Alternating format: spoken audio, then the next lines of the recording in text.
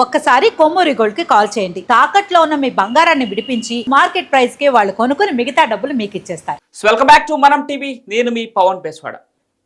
ఇక్కడ ఫస్ట్ ఒక విషయం గురించి చర్చిద్దాం మనం. మీరు ఒక సగటు భారతీయునిగా ఇప్పుడు జరుగుతున్నటువంటి ఈ ఉద్రిక్తత పరిస్థితుల నేపథ్యంలో భారతదేశానికి మీ కాంట్రిబ్యూషన్ ఇవ్వకపోయినా పర్లేదు, కానీ అక్కడ సేవ చేస్తున్న ఆర్మీ గురించి కానీ, చనిపోయిన మృతుల కుటుంబాల గురించి కానీ, మృతుల గురించి కానీ మీరు ఎట్టి పరిస్థితుల్లో నోరు జారద్దు. మీరు ఇక్కడి నుంచే పాకిస్తాన్కి సంఘీభావం తెలుపుతారంటే పాకిస్తాన్కి వెళ్ళిపోండి. మీరు ఒక సగటు భారతీయునిగా ఉండాలి. ముందు సగటు భారతీయులు, ఆ తర్వాతే మీ హోదా కానీ, మీ మతం కానీ, మీ రాజకీయ పార్టీ కానీ ఏదైనా. దీనిపైన విశ్లేషణ తీసుకుందాం. మనతో పాటు సోషల్ యాక్టివిస్ట్ ప్రముఖ ఆర్జే శేఖర్ భాష గారు ఉన్నారు. సార్ నమస్తే. పాకిస్తాన్కి వెళ్ళిపోండి. నిన్న ఆంధ్రప్రదేశ్ డిప్యూటీ సీఎం పవన్ కళ్యాణ్ గారు కొంతమంది రాజకీయ నేతలను ఉద్దేశించి, ముఖ్యంగా ఒక పార్టీని టార్గెట్ చేస్తూ చెప్పినటువంటి కామెంట్స్ని ఎలా చూడాలి? ముందుగా భారతీయుల వాళ్ళు రాజకీయ నాయకుల ఇక్కడుండి పాకిస్తాన్కి సంఘీభావం తెలపడం ఏంటి? అసలు ఏంటి, ఎలా చూడాలి? ఇక్కడుండి పాకిస్తాన్కి సంఘీభావం తెలిపే వాళ్ళు చాలా తక్కువ మంది ఉన్నారు, కానీ ఉన్నారు అటువంటి దాంట్లో డౌట్ లేదు. అటువంటి అదవులు చేసిన పని వల్లే ఇవాళ అక్కడ కాశ్మీర్ దగ్గర ఆ లోయలో 26 మంది చనిపోయారు ఆ బైసరన్ వ్యాలీలో. సో దాంట్లో సానుభూతి పరులా లేకపోతే వీళ్ళేనా అనేది మనం పక్కన పెడితే సానుభూతి కూడా పడకూడదు ఇటువంటి వాళ్ళ మీద. సో ఇది చాలా గట్టిగా ఇచ్చారు మెసేజ్. ఆ విషయంలో మనం అప్రిషియేట్ చేయాలి. కానీ పాకిస్తాన్కి వెళ్ళిపోండి అని చెప్తున్నాం, కానీ అక్కడ గేట్లు మూసేశారు. ఇటు ఇండియా బార్డర్ మూసేశారు, అటు పాకిస్తాన్ బార్డర్ మూసేశారు. సో ప్రస్తుతానికైతే బార్డర్ కంప్లీట్లీ బంద్. ఇప్పుడు నీకు ఒక చిన్న కథ చెప్తా. చాలా మంది ముస్లింలు అమ్మాయిలు పాకిస్తాన్ నుంచి ఇండియాకి టూరిజం మీద వస్తారు. వచ్చి ఇక్కడ కొంతమంది ముస్లిం అబ్బాయిలను పెళ్లి చేసుకుంటారు. మన హైదరాబాద్ ఓల్డ్ సిటీలో కావచ్చు, లేకపోతే ఉత్తరప్రదేశ్లో కావచ్చు, ఇంకా రకరకాల చోట్ల ముస్లింలను పెళ్లి చేసుకుంటారు. పెళ్లి చేసుకున్న తర్వాత వాళ్ళు ఇక్కడ కాపురం మొదలెడతారు. మొదలెట్టి తర్వాత వీసాని ఎక్స్టెండ్ చేయించుకుంటుంటారు. ఇంకొన్నాళ్ళు తర్వాత మెల్లగా పర్మనెంట్, అంటే బీవీ బన్ గయా మేరా, సో ఉస్కో కంప్లీట్. అప్పటిదాకా నూరి వీసా అని ఉంటుంది, ఆ వీసా మీద ఉంటారు. తర్వాత కంప్లీట్గా పర్మనెంట్ భారత పౌరసత్వం రావడానికి టైం పడుతుంది. బట్ ఈ టైం పట్టే లోపల సో వీళ్ళు పెళ్లి చేసుకుంటున్నారు, పిల్లల్ని కూడా కనేస్తున్నారు. ఒక ఆవిడ ఇట్టాగే ఒక ఆయన పెళ్లి చేసుకుంది, ముస్లిం ఆయన్ని, 2 పిల్లల్ని కన్నది, ఒక అమ్మాయి ఒక అబ్బాయి. ఇప్పుడు సడన్గా ఇది వచ్చింది. ఇక్కడ ఉన్న పాకిస్తాన్ వాళ్ళందరూ ఖాళీ చేసి వెళ్ళిపోండి అన్నారు. జనరల్గా పెళ్లి చేసుకుంటే ఆవిడ భారతీయురాలు అవ్వాలి కదా, కానీ అంత తొందరగా రాదు వీసాలు, పాస్పోర్ట్ రాదు, ఇండియన్ పాస్పోర్ట్ రాదు. అదే ఆ దిక్కుమాల గ్రీన్ పాస్పోర్ట్. గ్రీన్ పాస్పోర్ట్ అంటే తెలుసా? పాకిస్తాన్ ప్రపంచంలోనే ద వరస్ట్ పాస్పోర్ట్ అంటారు. సో ఇప్పుడు అదే పాస్పోర్ట్ ఉన్న వాళ్ళందరినీ కూడా మన వాళ్ళు డిపోర్ట్ చేసి పాకిస్తాన్ వెళ్ళిపోండి అని చెప్తున్నారు. సో బేసిక్లీ 45 గంటలు టైం ఇచ్చారు. సరే, ఇంకొక కొంత గ్రేస్ పీరియడ్ కూడా ఇచ్చారు. ఈ లోపల ఒక 530 మంది ఎంతమంది వెళ్ళారు. కానీ నీకు తెలుసా ఎంతమంది వచ్చారు? 5 లక్షల మంది అంట గత 5 ఏళ్లలో. ఇలా పాకిస్తాన్ నుంచి ఇండియాకి వచ్చి ఇక్కడ ఇండియాలో స్థిరపడాలనుకున్నా. ఎందుకు ఇంతమంది మహిళలు, ఎస్పెషల్లీ మహిళలు ఇక్కడికి వచ్చి ఇక్కడున్న హిందుస్థానీ ముస్లింలని పెళ్లి చేసుకోవాలని అనుకుంటున్నారు తెలుసా? ఎందుకంటే అక్కడ స్థితిగతులు సరిగ్గా లేవు. ఇంత దేశం, అంత దేశంలో నీకు వాళ్ళు పోయి సౌదీ అరేబియా దగ్గర, వరల్డ్ బ్యాంక్ దగ్గర, అమెరికా దగ్గర బొచ్చెత్తుకొని అడుక్కునే పరిస్థితిలో ఉంది. పిల్లలకి సరిగ్గా చదువు చెప్పుకోలేకపోతున్నారు, సరైన ఫెసిలిటీస్ లేవు, కొన్ని చోట్ల తాగడానికి నీళ్ళు కూడా సరిగ్గా లేని పరిస్థితిలో లేదు. India will be a better place for us to live అని చెప్పి వాళ్ళు డిసైడ్ చేసుకుని చాలా మంది అక్కడి నుంచి ఇక్కడికి వచ్చి రీలొకేట్ అవుతున్నారు. సరే, అవ్వండి, పద్ధతిగా వచ్చి అవ్వండి, పద్ధతిగా ఉండండి, దాంట్లో ఏం ప్రాబ్లం లేదు. ఇక్కడ ఉన్నప్పుడు ఇండియానే మీ దీంట్లో ప్రవహించాలి, రక్తంలో ప్రవహించాలి.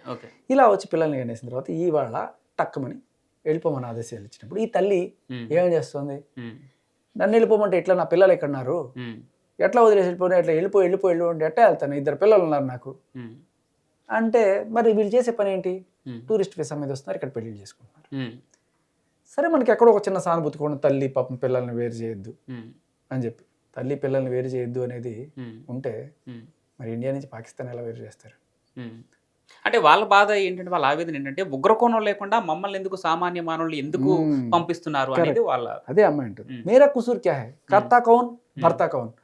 ఎవడో చేస్తే మేమెందుకు, ఎవడో జ్వాలను వెలిగించారు, వేరెవరో దానికి బలి అయ్యారు అన్నట్టుగా వాళ్ళు ఎవరో చేస్తారు. కానీ నువ్వు నేను నువ్వు అనుకో, సపోజ్ అది జరిగింది కదా, ఆ తీవ్రవాద దాడి జరిగినప్పుడు వాళ్ళు ఏం చేయాలంటావు? అక్కడ ఉన్న వాళ్ళని, అక్కడ ఉన్న వాళ్ళని కాదు, ఇప్పుడు చేసిన దరిద్రులు ఎవరైతే ఉన్నారో ఆ ముగ్గురు ఆ నలుగురు వాళ్ళని ఏం చేయాలంట? ఖచ్చితంగా ఇప్పుడు భారతీయులు ఒక సగటు భారతీయుడిగా నేను వాళ్ళని నిలబెట్టి కాల్చి చంపాలని చెప్తాను నేను కదా. సో ఎవరైనా సరే ఇటువంటివి నువ్వు నేను మాట్లాడుతున్నాను, ఆ డాష్ గాళ్ళని లేకపోతే చంపవతల పడేయాలి, ఇటువంటి రక్తం మరిగిపోద్ది వాళ్ళు చేసిన పనికి వాళ్ళ మీద. ఇక్కడ వీళ్ళు మాట్లాడేటప్పుడు మాత్రం ఉస్కో సజా దేనా చాహియే. ఓకే, అంటే వాళ్ళు చేసిన దానికి వాళ్ళకి సజా ఇవ్వండి అంటున్నారు. బట్ నిజంగా సగటు భారతీయుడికి రక్తం మరిగిపోయింది, ఆడు ఎక్కడ దొరికితే అక్కడ కోసి అవతల పడేయండి వాడిని అని చెప్పి అన్నంత కోపం ఉంది. సో సరే, అది కూడా ఒక కోణంలో పక్కన పెడదాం. బట్ వీళ్ళందరూ కూడా ఇంతమంది ఇండియాకి వచ్చి సెటిల్ అవుదాం అనుకుంటుంటే అక్కడ బ్రాండ్ పాకిస్తాన్ ఎంత దరిద్రంగా ఉంది అనేది మనకు అర్థమవుతుంది. ఇలాగే కాకపోతే విచిత్రం ఏంటంటే, ఇప్పుడు మనం తెలుసుకోవాల్సిన చాలా ఇంపార్టెంట్ పాయింట్, ఇక్కడ పాయింట్ ఏంటంటే ఇక్కడున్న మహిళలు కొంతమంది పాకిస్తానీయుల్ని పెళ్లి చేసుకుంటున్నారు పోయి. ఓకే ఓకే, ఇంకా విచిత్రం చెప్తా, పాకిస్తాన్ నుంచి వచ్చిన మహిళలు ఎవరైతే ఉన్నారో ఇక్కడ ఓన్లీ ముస్లిమ్స్నే కాదు హిందువులను కూడా పెళ్లి చేసుకున్న వాళ్ళు ఉన్నారు చాలా మంది. ఓకే, ఫేస్బుక్లో పరిచయాలు చేసుకోవడం, ఇట్లా రావడం, అలాంటి వాళ్ళు ఉన్నారు. బట్ ఇక్కడున్న మన ఇండియన్ ముస్లిం ఉమెన్ కొంతమంది పాకిస్తాన్ వాళ్ళని పెళ్లి చేసుకోవాలనుకుంటున్నారు. ఎందుకు? ఆ దేశంలో ఏముంది? ఆ దేశంలో భారతదేశం కన్నా మించి ఏముంది? ఆ సేతు హిమాచల్ కాశ్మీర్ నుంచి కన్యాకుమారి దాకా నీకు లేని ప్రాంతం లేదు. ఇక్కడ ఎడారులు ఉన్నాయి, మంచి ఎడారులు ఉన్నాయి, హైయెస్ట్ రైన్ఫాల్ పడే ప్లేసెస్ ఉన్నాయి. ప్రపంచం మొత్తంలో you name it we have it అన్నంత సస్యశ్యామలంగా ఉంది భారతదేశం, అన్ని రకాలుగా ముందుకు పోతుంది. ఇటువంటి దేశంలో ఉండడం మానేసి అక్కడెక్కడో ఉన్నవాడిని నువ్వు ఎందుకు పెళ్లి చేసుకోవాలనుకుంటున్నావు? ఏంటి బిహైండ్ రీజన్ ఏంటి? వీళ్ళకి కొంతమంది ఫీలింగ్ ఏంటంటే పాకిస్తాన్లో ఉన్న వాళ్ళు అసలు ముస్లిమ్స్, ఇక్కడ ఉండేవాళ్ళు అని అనుకుంటుంటారు అనమాట. అంటే ఇండియన్ ముస్లిమ్స్ అంటే ఒక చిన్న చూప. ఇక్కడుండే ఆడవాళ్ళకి, ఇక్కడున్న ఇండియన్ ముస్లిం ఉమెన్ ఎవరైతే వెళ్ళి అక్కడ చేసుకోవాలనుకున్నారో నేను అడుగుతున్నా, మన ఇండియన్ ముస్లిం మెన్కి ఏం తక్కువ? ఎస్, ఇక్కడ నేను ఈరోజు పాకిస్తాన్ నటి ఒక ఆవిడ పేరు కరెక్ట్గా ఐడియా లేదు, తన న్యూస్ ఒకటి చూసాను నేను. మేము పాకిస్తాన్లో ఉంటే జై పాకిస్తాన్ అంటాం మేము. వన్స్ ఎయిర్పోర్ట్ దాటి వేరే ఎయిర్పోర్ట్లో ల్యాండ్ అయ్యాక తెలుస్తుంది మా పరిస్థితి ఏంటో. అక్కడ ఇండియన్స్ని నేను ఒకేసారి వెళ్ళడం జరిగింది ఎయిర్పోర్ట్లోకి. వెళ్తే ఇండియన్స్కి ఎటువంటి క్వశ్చన్స్ లేకుండా, ఎటువంటి ఇంట్రాగేషన్ లేకుండా వదిలిపెట్టడం జరిగింది. అంటే ఎయిర్పోర్ట్ నుంచి బయటికి వాళ్ళ దేశంలోకి వదిలేశారు. కానీ ఈమె పాకిస్తాన్ పాస్పోర్ట్ చూశాక ఒక 30 ప్రశ్నలు అడిగారంట. దగ్గరగా ఒక 30 ప్రశ్నలు అడిగిన తర్వాత మాత్రమే తన్ని ఎయిర్పోర్ట్ నుంచి బయటకు వదలడం జరిగింది. తను ఆవేదన చెందుతా ఉంది. మా పాకిస్తాన్ పరిస్థితి ఈరోజు ఎలా ఉందో పాకిస్తాన్ దాటితే కానీ మాకు అర్థం కావట్లేదు అని చెప్పి, పాకిస్తాన్ అక్కడ పుట్టి పెరిగి అక్కడ డెవలప్ అయ్యి అక్కడ ఒక యాక్టర్గా పనిచేస్తున్నట్టు ఒక మహిళ చెప్తా ఉంది ఈరోజు. 40 ప్రశ్నలు 30 కాదు, అక్కడ ఆ పాస్పోర్ట్కి ఈ పాస్పోర్ట్కి తేడా చెప్తా. ఇండియా పాస్పోర్ట్కి 40 దేశాల్లో పాస్పోర్ట్తో వెళ్ళిపోవచ్చు వీసా లేకుండా. అదే పాకిస్తాన్ పాస్పోర్ట్తో దిగిన ప్రతి చోట 40 ప్రశ్నలు వేస్తారు. ఓకే, అది తేడా. ఓకే, సో నేను అనేది అంటే మన వాళ్ళకే కొంతమంది, ఫర్ ఎగ్జాంపుల్ సానియా మీర్జా ఉంది. ఏమయ్యా ఇక్కడ ఎవరు లేరా? అందగాళ్ళు లేరా? లేకపోతే ముస్లిం లేరా? ఎంత షారుఖ్ ఖాన్, సల్మాన్ ఖాన్, అమీర్ ఖాన్ వీళ్ళందరూ ఎక్కడ పాకిస్తాన్లో ఉన్నారా? అంత క్రేజ్ ఉన్న వాళ్ళు, వీళ్ళకి పాకిస్తాన్లో కోసుకొని చచ్చిపోయే ఫ్యాన్స్ ఉన్నారు. అలా పాకిస్తాన్లో ఉన్నవాడికి ఒక్కడే చూపించు. ఏం తక్కువయ్యా ఇండియన్ ముస్లిమ్స్కి? బ్రహ్మాండమైన రారాజులు లాంటి ముస్లిమ్స్ ఉన్నారు మన దగ్గర. వీళ్ళని వదిలేసి పాకిస్తాన్ అంటే నిజంగా అది ఏదో పెద్ద మక్కా నుంచి ఊడిపడిపోయిన దేశంలాగా, లేకపోతే పాకిస్తాన్ వాళ్ళ ముస్లిం రక్తంలో చాలా పవిత్రత ఏదో ఉన్నట్టు, మన ముస్లింలు ఏదో తక్కువైనట్టు వెళ్ళి వాళ్ళని పెళ్లి చేసుకోవడం. చేసుకున్న తర్వాత అక్కడికి వెళ్ళిన తర్వాత వాళ్ళకి నిజం తెలుస్తుంది. ఇంత దరిద్రపు కొట్టే స్థితిలో మనం వెళ్ళామా? ఇప్పుడు ఏం చేసింది? కొన్నాళ్ళకి విడాకులు తీసుకుని వచ్చింది. మాట్లాడదాం దీని గురించి కూడా. కానీ మనం పిక్ చేసుకున్న ఒక సబ్జెక్ట్ లోకి వెళ్తే, నిన్న పవన్ కళ్యాణ్ అన్నారు అక్కడ వెళ్ళడానికి కుదరట్లా, గేట్ మూస్తారు. కానీ వెళ్ళిపోండి అంటే అదొక ఆవేశంతో వచ్చినటువంటి మాట. యాక్చువల్గా ఇక్కడుండి ఈరోజు ఇండియన్ ఆర్మీని వాళ్ళు విమర్శిస్తూ ఇండియన్ ఆర్మీకి యాక్చువల్గా సపోర్ట్గా మాట్లాడాలి, లేదంటే మూసుకు కూర్చోవాలి. యాక్చువల్గా వాళ్ళు చేయాల్సిన పని. పవన్ కళ్యాణ్ గారు మాట్లాడిన దానికి రాజకీయంగా ఎన్ని విభేదాలు అనుకున్నారో సపోర్ట్ చేస్తున్న వాళ్ళు కొంతమంది ఉన్నారు, చాలా మంది ఉన్నారు, కొంతమంది కాదు. ఈరోజు మోడీ గారు మీరు ఎన్డీఏ కూటమికి సంబంధించిన ప్రధానమంత్రి ఏదైనా పక్కన పెడితే, ఈవెన్ తెలంగాణ రాష్ట్ర ముఖ్యమంత్రి రేవంత్ రెడ్డి కూడా మొన్న ఒక ప్రెస్ మీట్లో చెప్పడం జరిగింది. మీరు పార్టీలకు అతీతంగా, రాజకీయాలకు అతీతంగా, మతాలకు అతీతంగా ఈరోజు పాకిస్తాన్ని దెబ్బతీయడం కోసం మీరు ఎలాంటి చర్య తీసుకున్నా కూడా ఒక భారతీయునిగా మా సపోర్ట్ ఉంటుంది మీకు అని చెప్పి చెప్పడం జరిగింది. కానీ అదే పార్టీకి చెందినటువంటి కొంతమంది నేతలు చేసినటువంటి కొన్ని కామెంట్స్ పైన నిన్న పవన్ కళ్యాణ్ గారు మాట్లాడడం జరిగింది.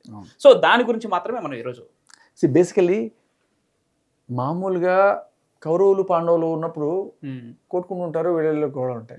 కానీ అవతల పక్క గంధర్వులు వచ్చినప్పుడు నువ్వు నేను కొట్టుకోవడం కదా, మన అందరం 105 మంది అనేది ఇక్కడ రాజకీయాల్లో కూడా ఏ ఇష్యూలు ఉన్నా ఇంటర్నల్ గా అదిగో మోడీ గారు అది తప్పు చేశారని చెప్పి విమర్శించు ఒక పార్టీ.